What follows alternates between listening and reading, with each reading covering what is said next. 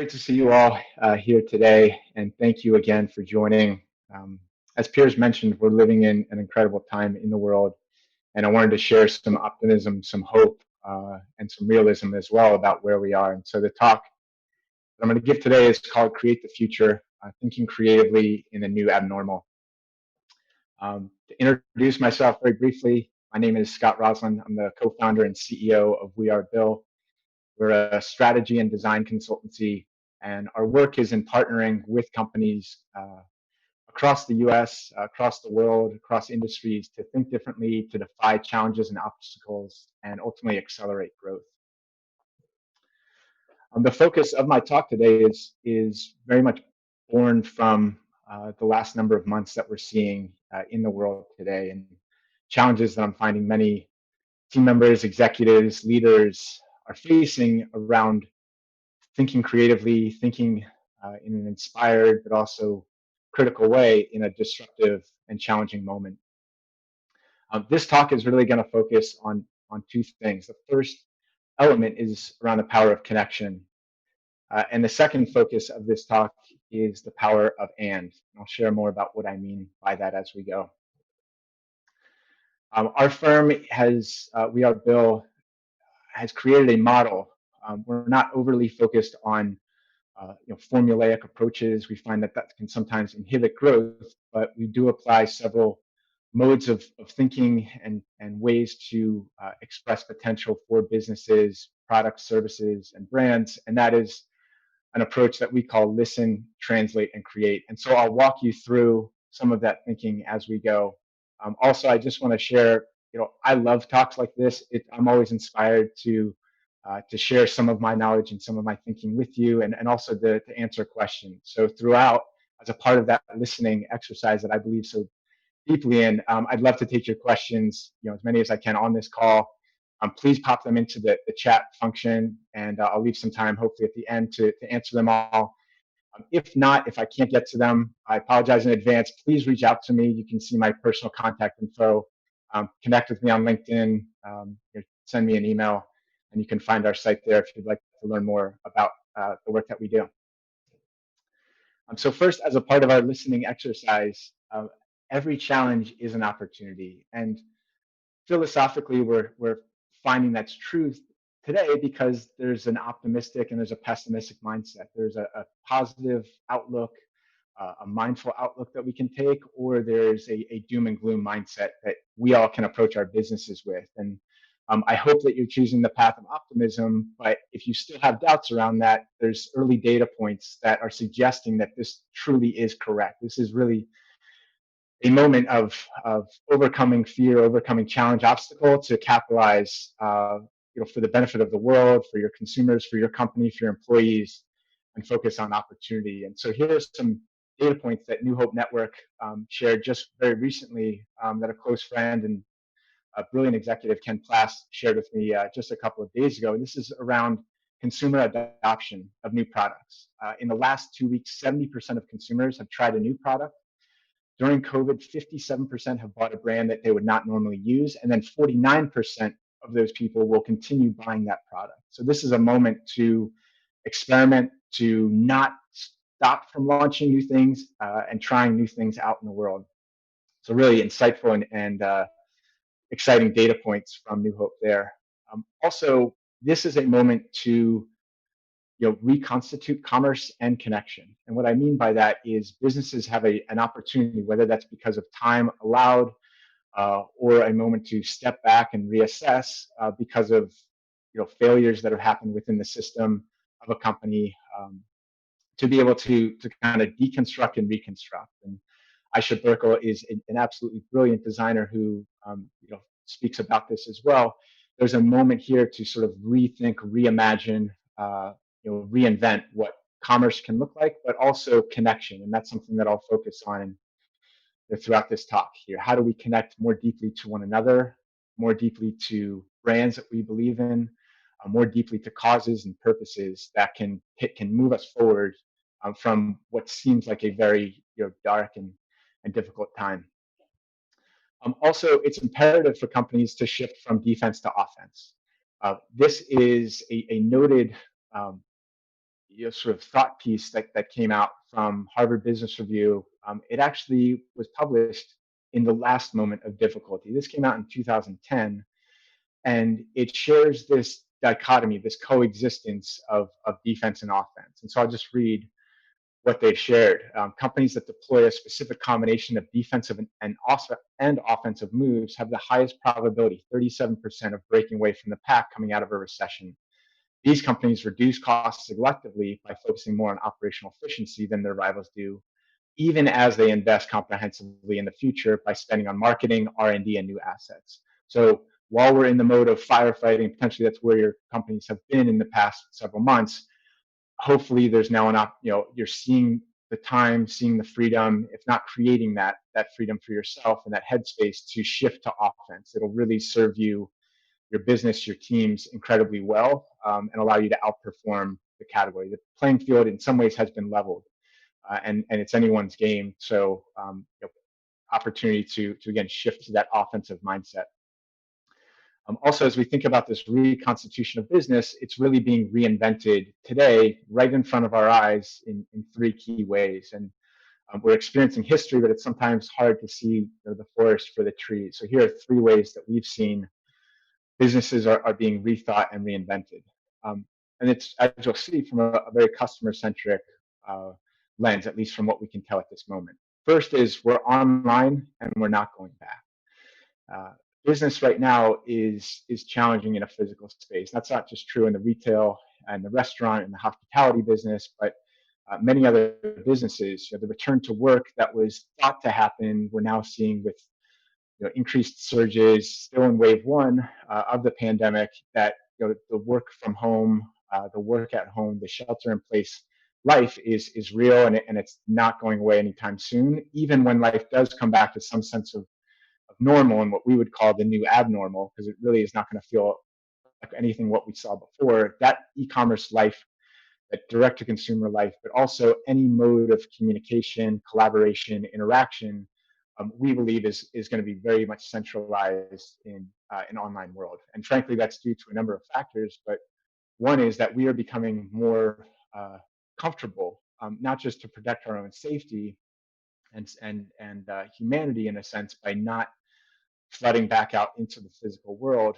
but also that there's a level of ease and convenience. There's sort of this quarantine convenience factor that is setting in for many of us, and in fact is making life maybe easier, not more difficult.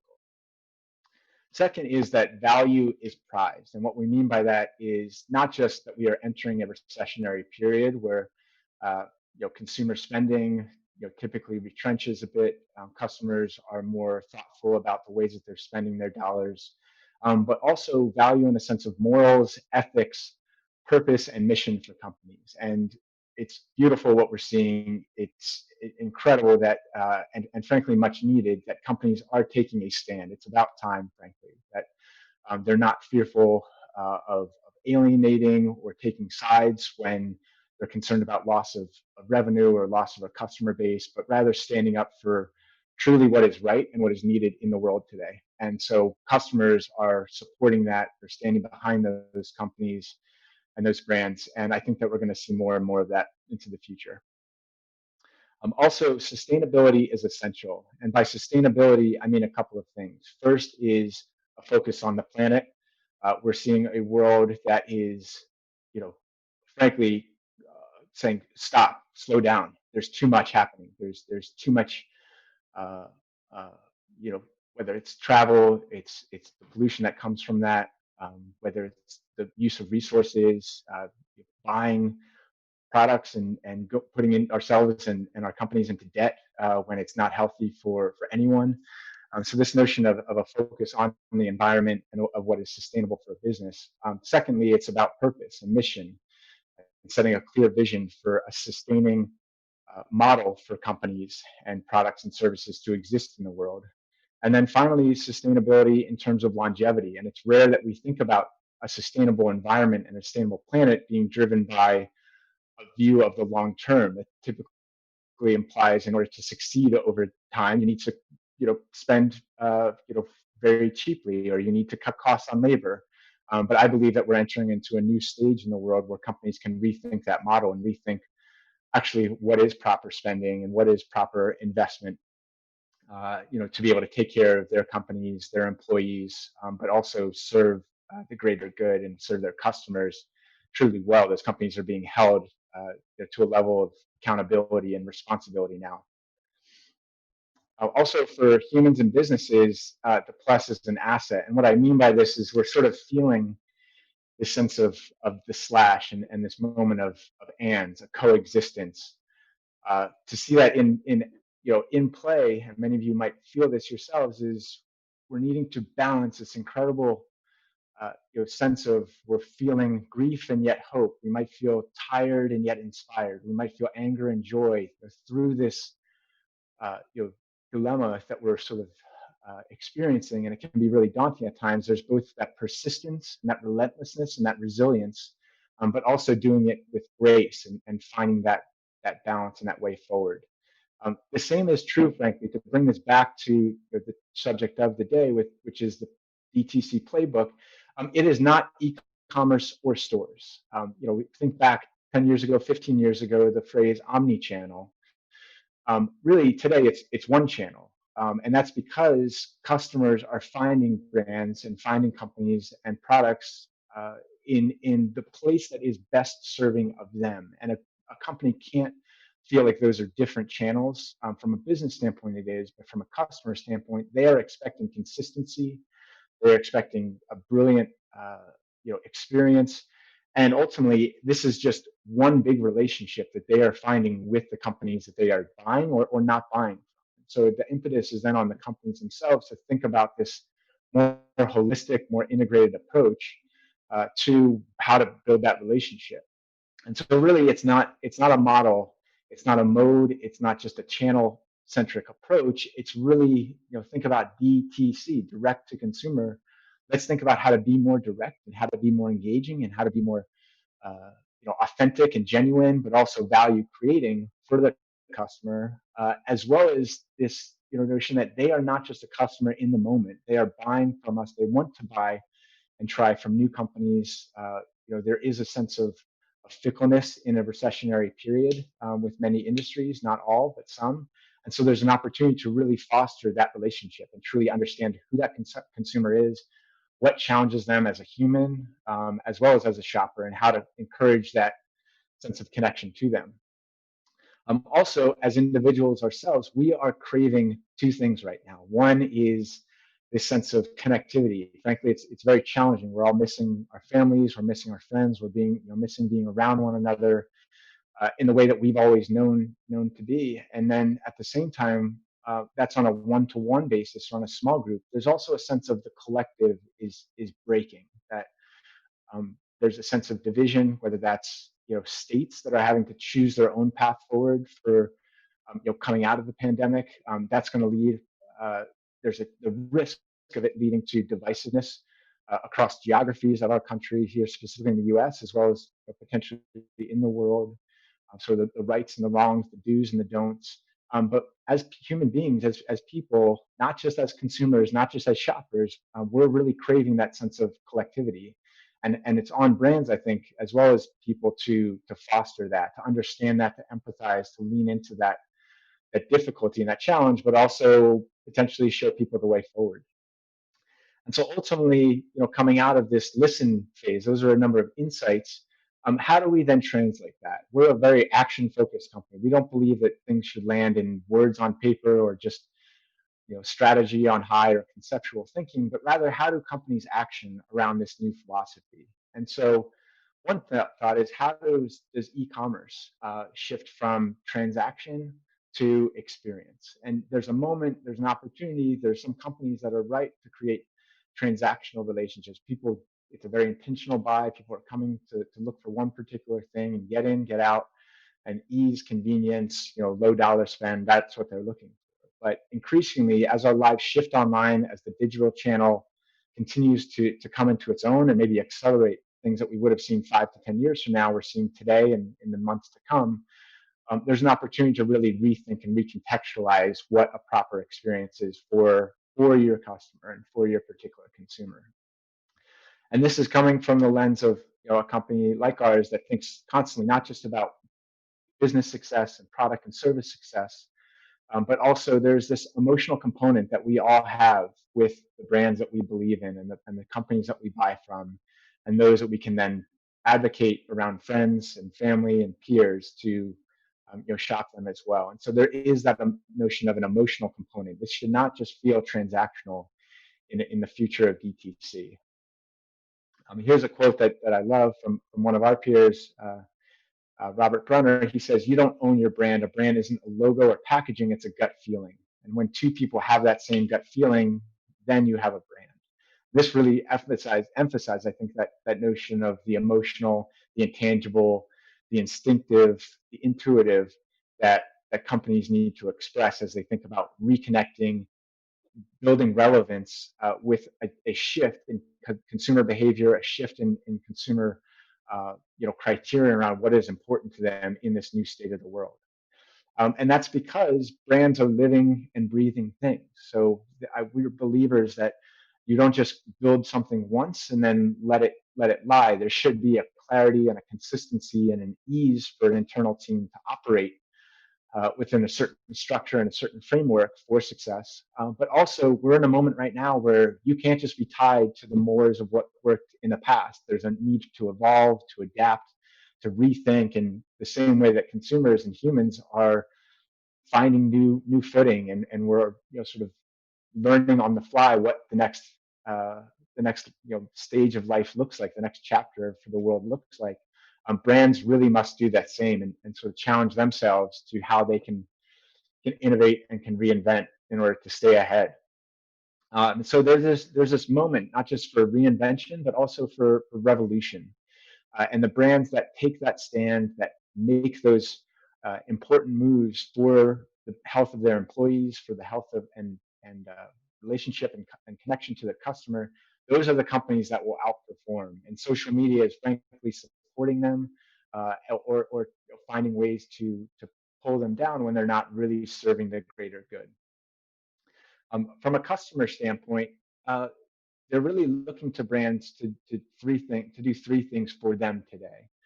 The first is that sense of connection. How do consumers feel like they're buying from companies, they're building relationships with companies that they truly feel has their interests at heart, and they can feel that sense of connection, whether it's through purpose or it's through product offering, it's through marketing that really resonates with them and really connects to them as people, because it's been thoughtful, because it's not just been painted with a broad brush, because it's you know understanding and empathetic to the moment that we're living in.